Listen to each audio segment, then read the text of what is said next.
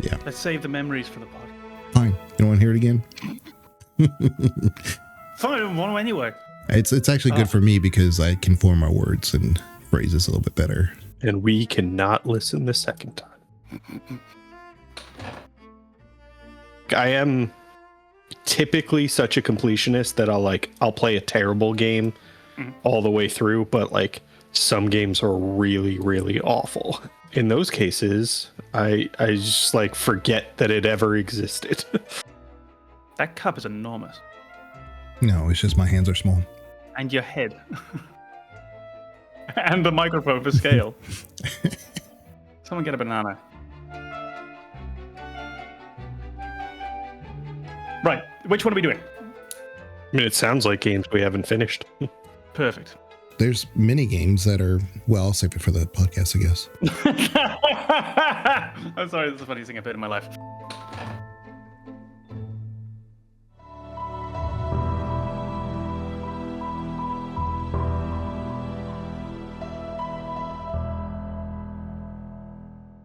Before we begin, the Gamer's Advocate would like to remind you that any episode could contain game spoilers, so watch or listen with discretion. And now your hosts, AMKomnenos, Banana, and Legion. Enjoy the show. Welcome to yet another episode of the Gamer's Advocate podcast. We are joined with AMKomnenos. Yay! BananaHammockRepublic. Yay! Myself, Legion. And Let's go! Know who Kom's favorite is. Did I ever tell you that until very recently I thought that LFG still stood for looking for group? So whenever I saw that pop up in the chat, I thought everyone was just really excited to get together and play. I know that one. I definitely still do that on occasion where people add that to the end of like a statement. I'll be like, what are you oh, I'm dumb. Got it. There's a lot of those acronyms that I'm definitely lost on because I got them all from MMOs and stuff. And what are you talking about? Yeah. That's looking for group. Yeah. Looking for tank, looking for mage, or looking for a healer. Yeah. Never looking for a mage. There's too many mages. Taking all of my discipline to not correct you on using acronym instead of abbreviation. Isn't it an initialism? And an acronym initialism that you can sound out, like as a word? Yeah. So abbreviation is just the umbrella term for all of them.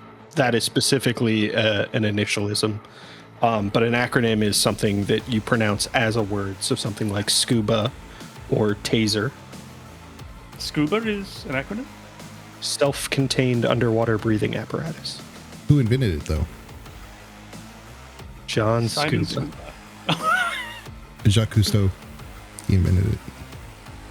Really? You are welcome. Banana's typing that now. He's like, I'm gonna fact check you. I'm checking. No one told Legion this podcast would be fact checked. I'm checking what the acronym TASER stood for because I couldn't remember. Don't tase me, bro. Yeah, I knew it was an acronym, but I couldn't remember what it was. And the acronym involves the name of the person who invented it, so that helps. Sexual energy required. Bill Taser Williams. Do you know what a taser is? that sounded like a very weak hand drill. Like you're. It's for DIY. I'm not sure that you know what a taser is. Putting up some shelves. Dad, bring the taser. From somebody who has never been tased or has been tased too much. I've been tear gassed. I've never been tased. I've never been tased. It's shoots the things that go the prongs. I mean, like everything you said is accurate, but you still managed to convince me that you don't know what a taser is. I can tell you the main reason I know what a taser is I once saw Trish Stratus get tased on an episode of Fear Factor, and it completely awoke something in me. I've never ever forgotten that. Looking for group. Lufga. Yeah. That's how you know it's not an acronym. Today's topic: pedantic bullshit. It's not the topic; it's the pre-topic. It's the light-hearted warm-up at the top of the show. Games we haven't finished yet is what we were going to be covering, and it just, there's so many games that are impossible to finish. I mean, I'd say Tetris, but some people have said they completed it. But it's really more or less finished Tetris, right? But it's more like who can get the highest score, and that score just like will the kill screen. Yeah, the kill screen. I think last year, the kid that beat that kill screen still went beyond that somehow. I think. I don't remember the exact story.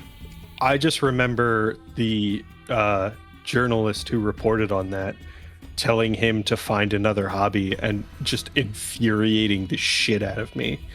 Because, like, why? Why would you say that? Would you ever say that about any other hobby that somebody invests in? I would, no. But that's me. Well, weirdly, I did hear someone on it was one of the endless YouTube political streamers on CNN or something at some point, and they were being asked what toy should go into the American Toys Hall of Fame, and the person suggested, I think it was the Xbox 360, and I was thinking, like, yeah, that's a reasonable shout, actually. And of course, someone else on the panel with, what is that, like an Atari? Really, bro? Are we still doing this? Did we not get past that? That's one of the things that drives me nuts with just social interaction in general, is that there are certain things that people will brag about being ignorant about.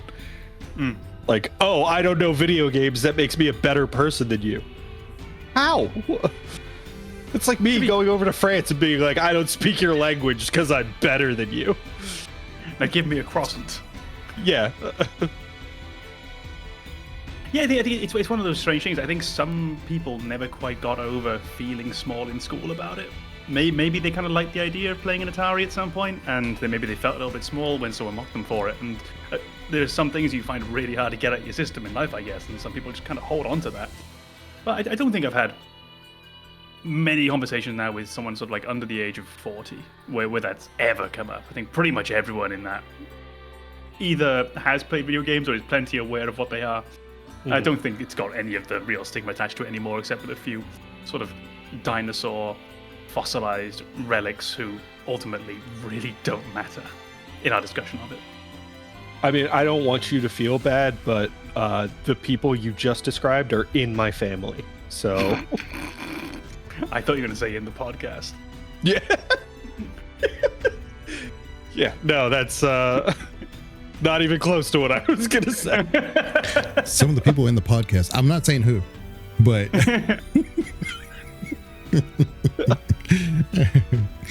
Talk more about Baldur's. I mean, I could get away with that because I'm the youngest here. Yeah. You are the baby of the group.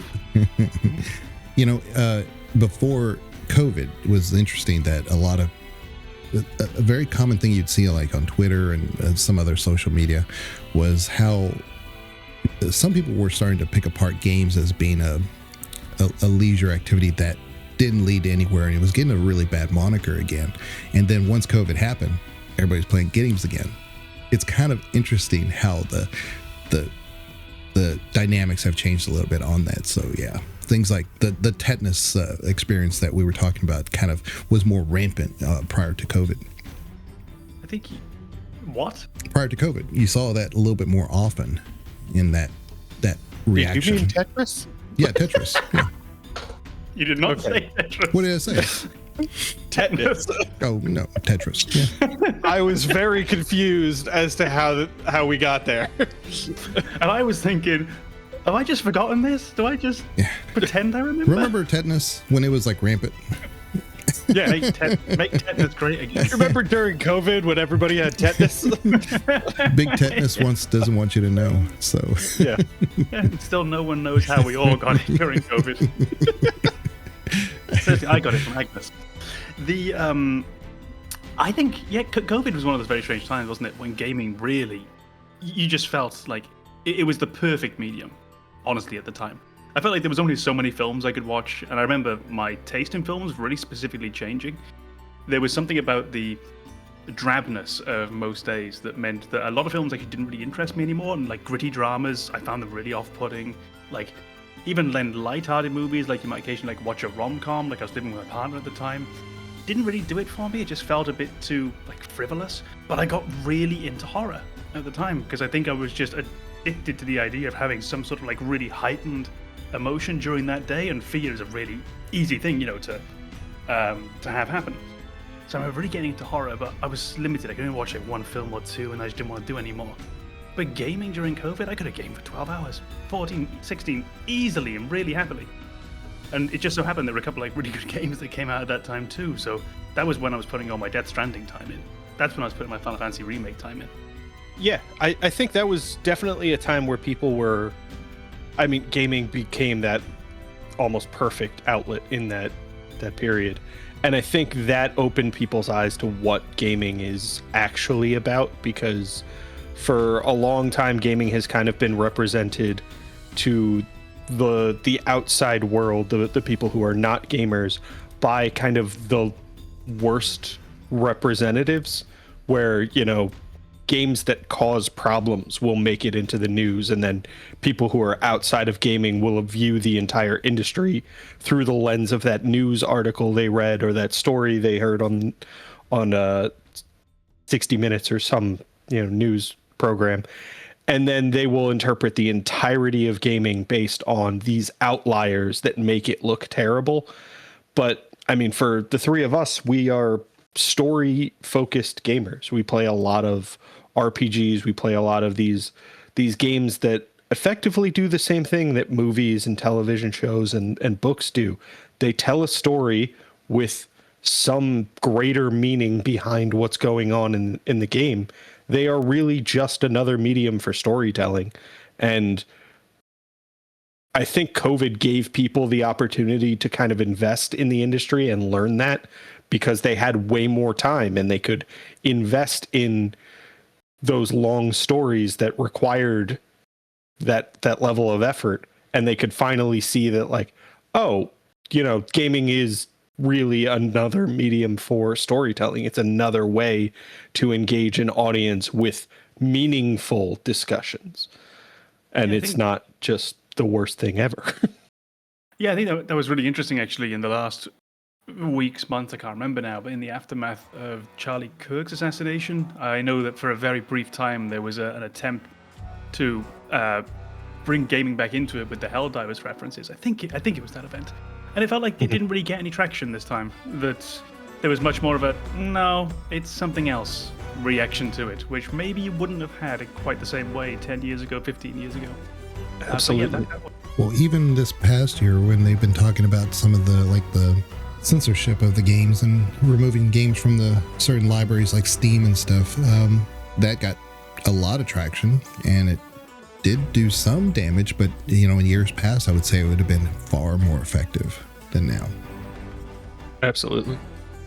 Yeah, I definitely think with the expansion of games that are not focused on violence, there has been a lot more newsworthy games that do a better job of representing what the medium can be.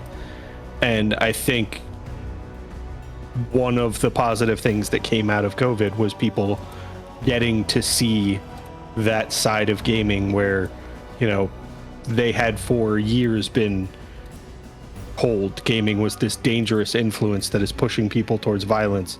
And then they play Animal Crossing and they're like, that's the dumbest theory I've ever heard. This is not pushing anyone towards violence. Yeah, although fuck Tom Nook, so. I've heard his name recently from a lot of people, and I don't know why. He's the Animal Crossing landlord. I don't like my landlord. Exactly. Down with Tom Nook. But I think that's actually one of the really interesting things is, I believe in the mainstream gaming landscape, so the landscape outside of gaming. Traditionally, we've had the crossover titles that got out and got known were games with much more violence in them. They'd be simple ones like Halo, Counter-Strike, Doom. These would be known to basically everyone. And we've always maybe not always, but for a very long time we've had games that don't fit that mold at all. So we've had construction games for the longest time. Go back Railroad Tycoon, go back to The Sims, go earlier than that to Sim Park, Sim City, Sim Helicopter, and all of those. So we've always had these games. But I feel like in the last 10, 15 years, you're seeing a bit more of those games breaking out and becoming known as representatives of gaming as well. And I don't think we were quite there when we had games like What Remains of Edith Finch, The Witness, Firewatch, Gone Home. I think they were the ones that sort of like paved that ground. But then afterwards, in the last few years, Animal Crossing, Stardew Valley, The Sims long before that, just these games that got out there and gave a different reputation for gaming, which I'm not sure, by the way, we should actually need to have. But they do us a bit of a favor in fighting that battle if we do have to describe gaming as being more than just guns and explosions. We have these immediate cultural touchstone examples that we can just point to and say, well, what about The Sims? Well, what about Harvest Moon? Well, Harvest Moon? What about Animal Crossing? What about Stardew Valley, etc., etc., etc.?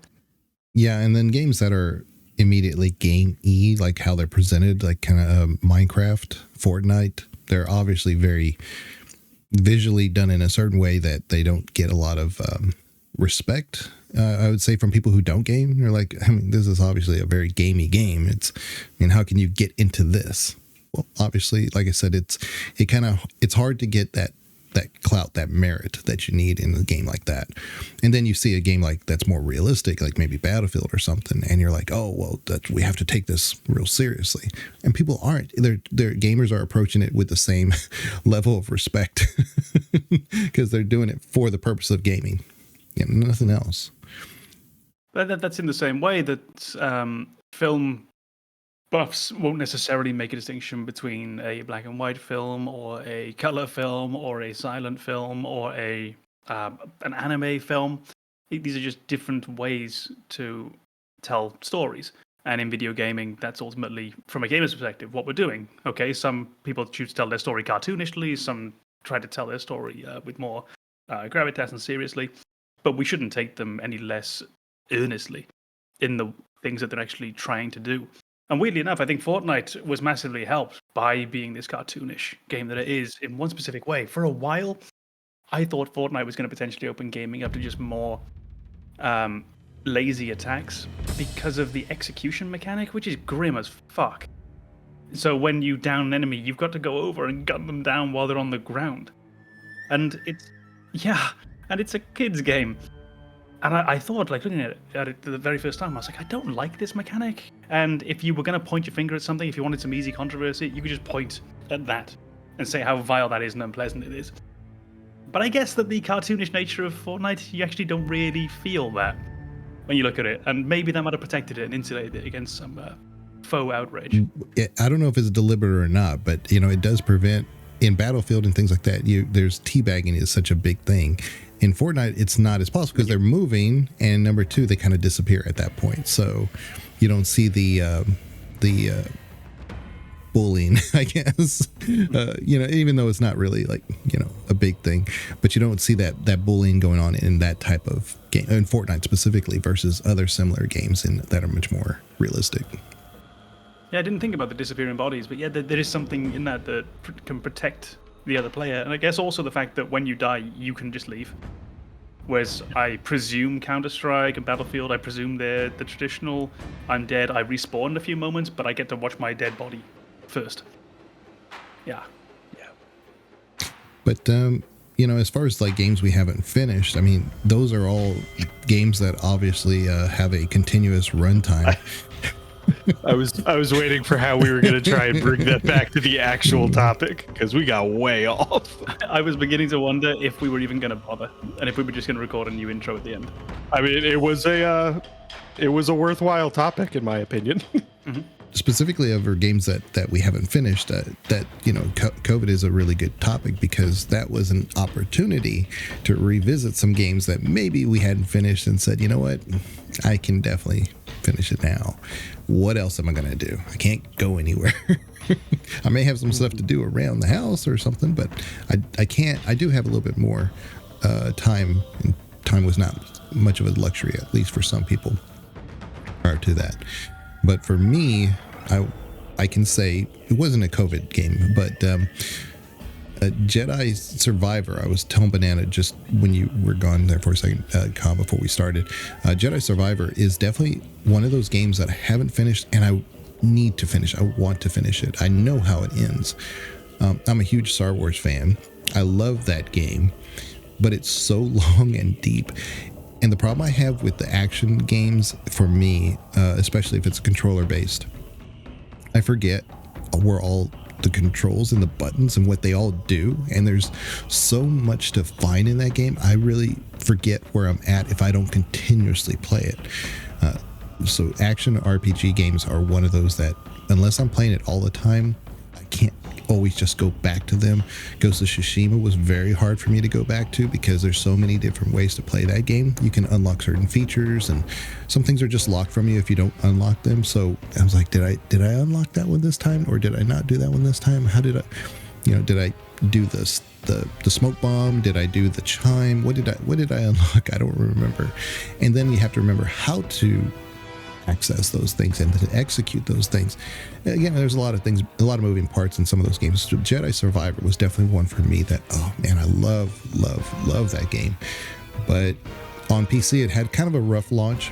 So coming back to it sometimes also wasn't always the easiest. But again, I would love to finish that game, but I just never have. Yeah, I think that's a problem you're going to find pretty much across the board with these. And it's something that is very much a symptom of modern gaming, a symptom of an age when you have a massive amount of games available to you in your catalog at any one time, and they're so easy to just pick a new one and play a new one. You don't even have to lean down and put in a disc. You can literally just click on something new, and the most you might have to do is click download and install. And in a world where you can do that, you don't necessarily have much of a natural incentive to keep playing the same game unless it does hook you in. But that also means, in my experience, that it's very, very hard to do something that I might have used to have done, which was to have maybe 2 games on the go at any one time. I find that's become much more difficult in the modern day. And the control differences, I don't think it's something that's got worse over the years, because if you remember back to our gaming experiences in the 90s, early 2000s, before we had more standardized controls across the board, that you go back and you play some of these games, and you might have no idea what button does. In the last few weeks, I've been playing Metal Gear Solid 3 Snake Eater, which I had never finished. It was one of those games that I started and never got around to finishing. And the controls are a nightmare. They're an absolute nightmare. And there's movements that you'd expect to be able to do that you can't do. This is the original Snake Eater, not the remake. And just dropping back in after playing something else for even a few hours would just have me thinking, like, hold on, what is shoot again? Because it's square to aim your gun, and then you release square to fire the gun. It's a bit of a peculiar one. Especially in a game where you're trying in a game where you're trying to be stealthy as well, and you're trying to be as discreet as possible, fire as few gunshots as you can. Every gunshot is meaningful, which I guess is why they made the button this way. But it's such a difficult thing to remember, because you might go an hour and not fire your damn gun. All of a sudden you need to, and you just think, oh wait, hold on. How? At least now we tend to standardize a bit more. R1 is probably going to be a stab in some way. R2 is probably going to be a heavy stab. L1's probably going to be guard. But then game by game, you do have the other controls. Can be a bit more finicky, or the how does a game use the controls. I think Ghost of Tsushima is based around, is it a parry system or a counter system it does a lot? Or am I thinking of Sekiro? You can do both. You can do both. Mm-hmm. You've got Dark Souls, where you have things like the healing item inventory is linked to the D-pad. And I can remember times going back in and playing Bloodborne after a gap and just thinking, shit, how do I change these items over here? How do I two-hand a weapon again? I know it's 2 buttons at the same time in Elden Ring. Those little finicky controls. I don't think it's something that's got worse over the years, but it's still something that can just trip you up when you try and jump back in and play a game you haven't played for a while. Yeah, I think especially with Elden Ring, because they added more functionality to the Souls system, they have that supplementary functionality where you hold triangle or hold Y or whatever the button you have in that location is, and it opens up like your alternative menu, and that's how you end up two-handing a weapon or using items that you've assigned to specific slots. And that was something they had to expand on what had been a long-running control scheme through 3 games and the associated FromSoft products. So it just kind of shows that like games are constantly kind of progressing and getting more complex. So they needed additional functionality. And if you're playing on control, you can't just keep adding buttons. At a certain point, you're just going to run out of space. You're not even going to know how to navigate the controller. You're going to be on an N64. And so that like combination of commands makes a lot of sense, but at the same time, it's very easy to forget how to play a game when things get very complex. So yeah, I think that's definitely something to kind of remember when going through games, especially like heavily skill focused games like Elden Ring, where it's you have to get really good at the game. Taking a break from that game is going to be very punishing. I think. But speaking of Elden Ring, that's on my list of games I haven't finished. I finished something you haven't. That feels really good. I think that's really interesting when you say like they were expanding on Dark Souls and adding these new controls in, because the thought that was going through my head in that moment was there's no button on the controller that does nothing in Dark Souls. They're all already taken. How do we add in the horse? How do we add in, I think the jump isn't in Dark Souls, but it's in Elden Ring if I remember correctly. I think. Yeah. How do we add in these? Well, there was a jump in Dark Souls, but it's sprint jump. Yeah, it's not as dynamic as the Elden Ring one where you press a button and you jump. It was you have to sprint, and then I think you press in the left stick while sprinting. And it was Which one's the swim button? Because I've heard there's no swim button. I don't know any game where there's a swim button. You usually navigate into the water and then use a different set of controls. Like the game adjusts to swim mode. So I don't think I've ever seen a swim button. Metal Gear Solid 2, I guess technically I think Tomb Raider you can. I think it might be similar. I think it might be similar in that you point using the stick or the D-pad, wherever it might be, and then you have a button you specifically push to do a stroke of some kind. And that's how it works in Metal Gear Solid 2. Oh god, which is a pain in the ass. Actually, you know what's ridiculous? There's a swim button in Mario. It's like the most obvious. Just this is how you go up. And if you don't press anything, you don't swim. So there's a swim button. Of course it is, yeah. And it functions a bit like a jump, right? It's just kind of like it bobs you up. Yeah, that's it, of course. Yeah, because if you're high enough, Laura, I think most games, if you do the button right, she can do a swan dive. Yeah. Don't you have to be like right at the edge of a platform, and you have to do it a certain way? Yeah. Yeah. Mm-hmm. And then Assassin's Creed stole that. Yeah. For everything. From Greg Lougain.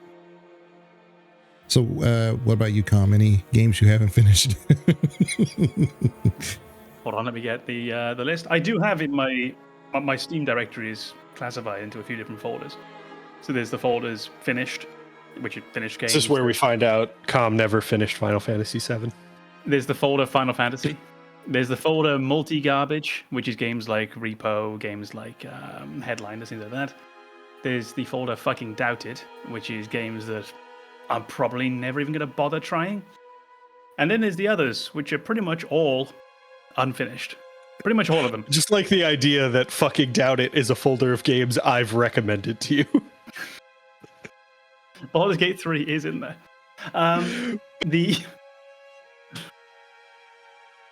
There are a multitude of games I haven't finished. Most games, I think, don't necessarily... Or it's very rare to find a game that deserves your attention more than around 10 or 15 hours in. Most games don't need to be that long. Most games can tell the story a lot quicker.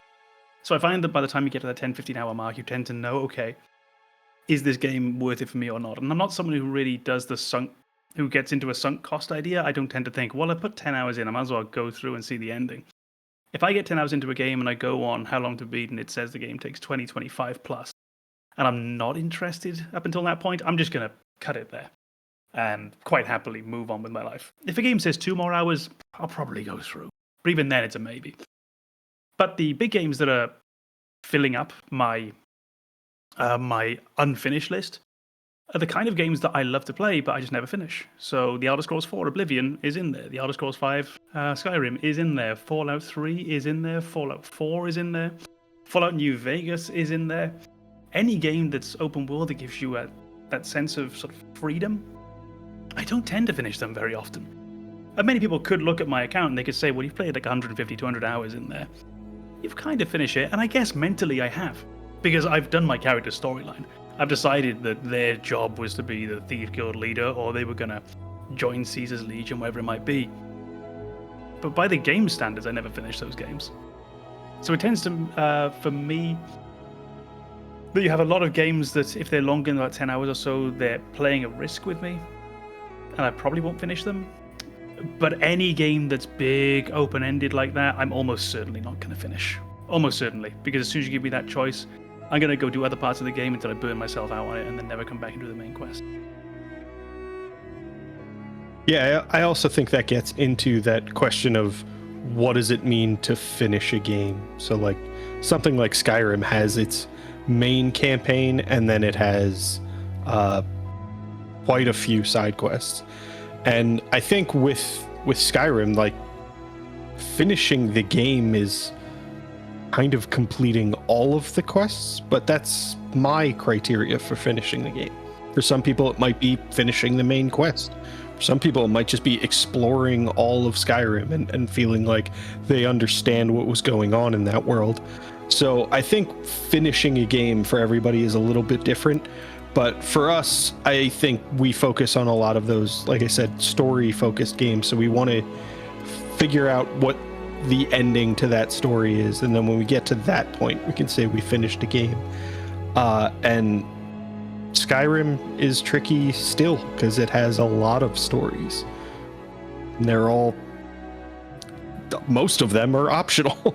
Most of them have starting points you might never even find, so that's a tricky one. But yeah, I definitely know exactly what you're talking about with the list of unfinished games in a category of games that I would love. So For me, Cyberpunk, Elden Ring, those are on my list of unfinished games, and I do intend to finish them. It's just I played them, I got burned out on them, and then I just never came back. Are there any games... Oh, and just on the Skyrim note about when is it really finished? Another category, which was my one, is just when my character's story was done. And for me, it was just this character became I can't remember what they were. Maybe let's say it was the Mage's College. But when I was done with that and I felt like I'd explored enough of the world, to me I was done. And it's a bit vague and a bit arbitrary. But as soon as the game is in your hands, it's your game. You decide when you are done, what finished means to you. And in that case, I finished it. It's not something I'll ever go back to. I just can't quite put it in the finished folder, because deep down I know I didn't really quite get the experience the devs designed. So what I was going to ask was, is there a game in your unfinished folder that you don't think should be there? And in the sense that it's one you really do intend to finish. And not in the way that I think I'll finish Fallout 3 one day, because I would like to finish Fallout 3. If I really think about it, I'm not going to. Is there one in there that you think, I should finish it one day, and I actually will? You really are just waiting for the right moment to duck back in, but it's one that you will definitely finish. Well, for me, I have done Skyrim's in main story. I've done Oblivion's main story. Like a lot of open world games, Witcher, I will finish those. Death Stranding, I will finish those. I'm kind of the opposite. I get where people's experiences and love comes from the camp, just the story in between. Because things like Skyrim and Oblivion, the meat and potatoes is there. It's not the end game, because once you finish it, you don't really have a reason to go back unless there's a DLC or something. So it's kind of like there's definitely a final moment when you're at the end of those campaigns. And it's like, yeah, there's really no reason to go back. And like for you, it was different because it was being the the head of the mages college or something. But as far as the story portion of those, so one of those games, to meet your definition, I started playing and I was telling you guys about it, but that Tainted Grail is in that same vein, and I'm going to go back and finish it. But I've been holding back because I have so many projects I'm doing at the same time that I don't have the time to commit to it. But it's one of those that from the very beginning, I was shocked how good it is. That game is not, it didn't get enough. It got some run. There was a lot of people who played it that really enjoyed it. But it's definitely one of those you run through, you finish it, and you're like, wow. It's like Skyrim. If you do finish it, you're probably not going to go right back to it unless you just love the story, so the stuff in Skyrim so much that you just go back to it. But Tainted Grail is kind of not like that. It kind of pushes the story a little bit better than the pacing of it, I guess, is a little bit better from a story standpoint. But that's definitely one that I'm going to go back and finish. Yeah, I think so. I mentioned a couple that I do genuinely think I'm going to finish, and without getting into, all the details of my personal life, there's been a lot of interruptions that have gotten in the way of my ability to finish games. And the hope is that at a certain point I will get past all of those and be able to kind of invest the time needed to get through those games. But I think the biggest example of that is Cyberpunk. Cyberpunk is a game I am absolutely confident I will love. I just have not played it. It's one of those games that, because of the open world nature and the fact that it's presented to you very early on as open world, it's intimidated the hell out of me, and I have no idea how to organize my playthrough, because I'm one of those people who likes to experience everything a game has to offer. So for me, I have to have this almost meticulous plan about how to navigate the world and experience everything in order to feel confident that I'm going to play through the entirety of the game. And I just don't have that with Cyberpunk, but it's one of those games that I know deserves a full playthrough, and I want to invest in that. I just haven't. It's one of those games that for you, I can see how it would be this enormous investment, and you're really going to need to be in just the right moment in life, if you will, before you can really jump into it. Because I played it in an entirely different way. I pretty much did the main story, a bit of side stuff, because it is tempting. But I didn't really think of it as an open world game when I was playing it, so it seems much more approachable now. If I say to myself, okay, I should play Cyberpunk, which I have played, but if I were to say to myself I should play that at some point, I think we'd have a very different definition of what the game is going to look like when we actually play it. And for me, I'd be thinking, okay, I've got a 30-hour adventure coming up, or whatever it is. Whereas for you, you're probably thinking, okay, I've got 100 hours in this world I've got to put in at some point. I need to make sure I'm ready for that. Which is actually why, for me, there's two of those games that I will definitely get to. It's just finding the right moment for each one. The one is Kingdom Come Deliverance, the first game. I played a lot of it. According to Steam, I played 40 hours of it, but I know I never finished it. I just did a bit too much running around, just enjoying the world. But I would like to start that again and finish it. And that's the game where I think, I need to be in the right spot. I need a break. I need to know I can dedicate time to it.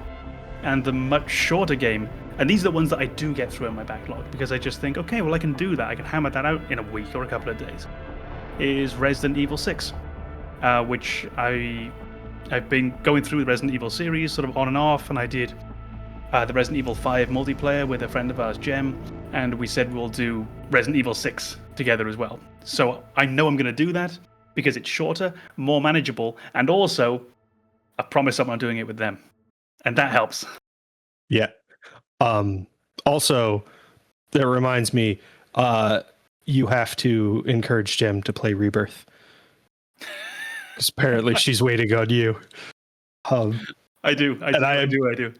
I am trying to organize my playthrough alongside her so that, when we experience new stuff, I could immediately go to her and just be like, did you get to this part yet?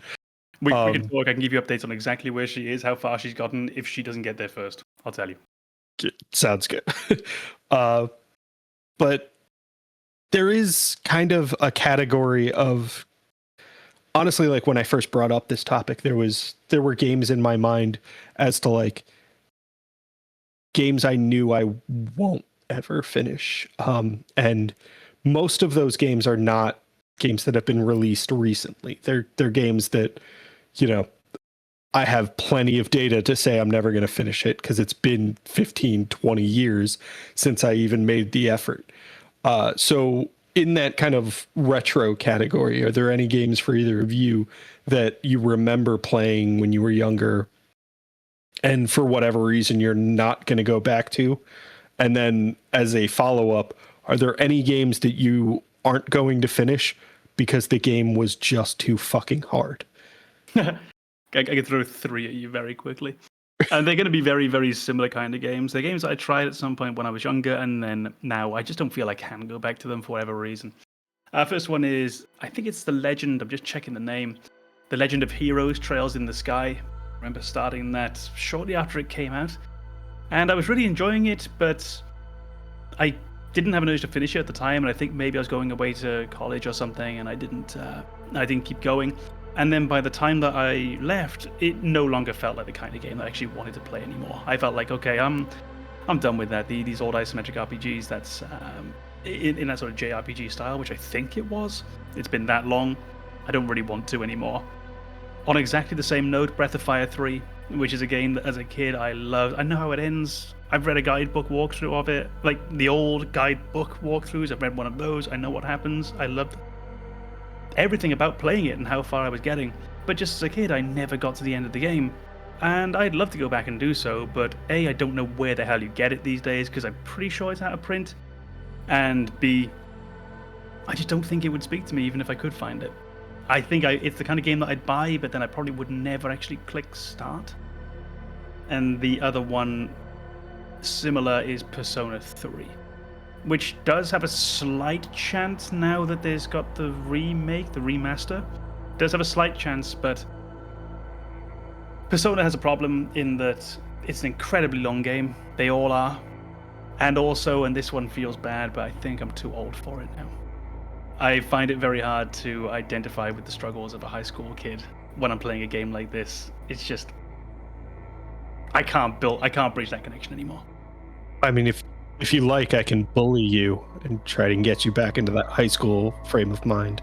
I am fragile, but I don't break. It's all a funny thing for everyone. Yeah, Death Stranding reference. I can't think of a single game when I was a kid I didn't finish. But I will say more recently. Someone say Tetris. Well, Tetris, yeah, but Yeah. Who finishes that? Yeah, but shut up. That's not the topic of the discussion. You mean? Wait, yeah, it you is. mean tetanus? Yeah. Games that I smugly finished. Continue, Legion. Games that I survived. No, it's kind of funny because like even now, like when they say, "Man, Metroid," I tried to play Metroid, but it's just too hard. And it's like these are like Dark Souls players. I'm like, that's something I did when I was like 8. I finished it the whole way through, but those people don't have language for it. They're so used to different games, different control schemes, different ideas. Hollow Knight players might have fun playing Metroid though. I couldn't think of anything like during that time period, but I think later on when I got it, when PC gaming, probably like in the early 2000s, there were a lot of games that came out that were, we complain about how games can be buggy nowadays.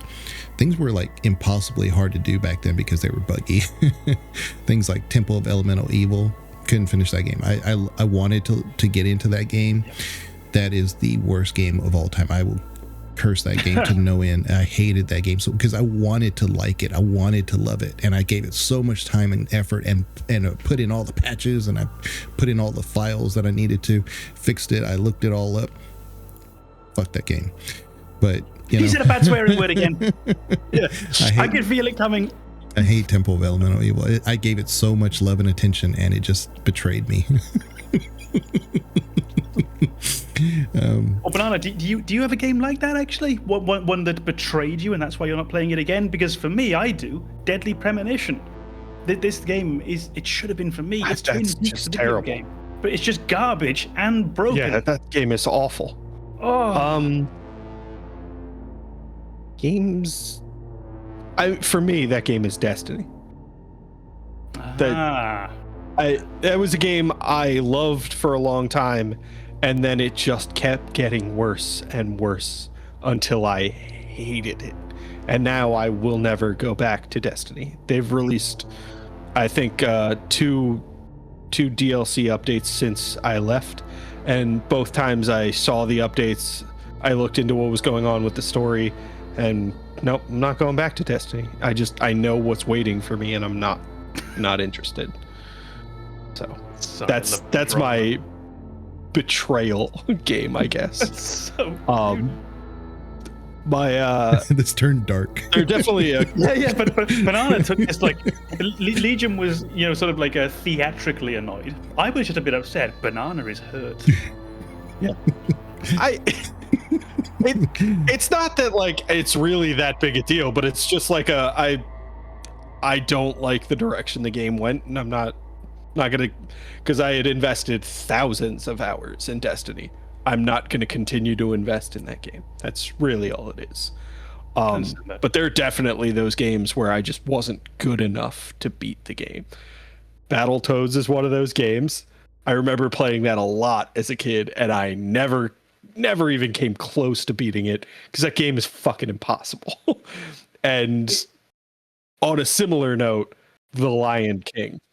Oh, which I still have to play on stream. I committed to that as part of a fundraiser years ago at this point, and I have been playing off stream as an attempt to get good at the game. It's not going well.